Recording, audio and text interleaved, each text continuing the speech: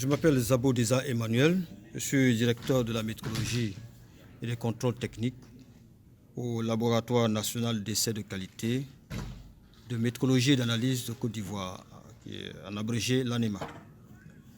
Et je représente la Côte d'Ivoire ici dans le comité technique masse et grandeur apparentée.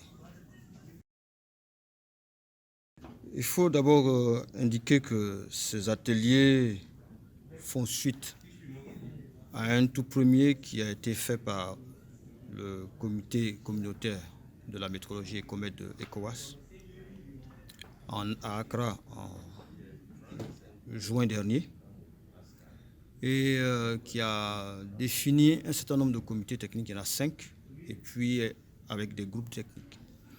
Et aujourd'hui, durant toute cette semaine, ces comités techniques et ces groupes de travail se sont réunis pour d'abord élire leurs responsables, le président et les vice-présidents, et puis ensuite élaborer des plans d'action qui vont être validés après par le comité lui-même et Comet.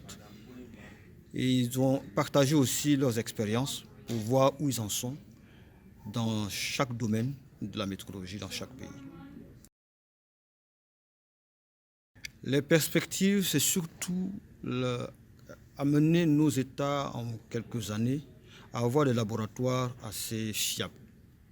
Il y en a certains qui tirent déjà le train, des locomotives, mais les autres pays ont bien envie effectivement d'arriver à satisfaire les besoins en matière de mesurage dans leur pays et puis de pouvoir apporter leur pierre à l'édifice.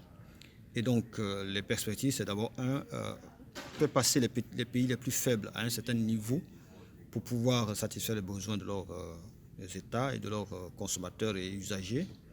Et puis les pays qui sont un peu plus avancés, de pouvoir réellement avoir tous les moyens de la traçabilité de sorte qu'on ne puisse pas aller dans d'autres pays en Europe pour faire ce qu'on doit pouvoir faire ici.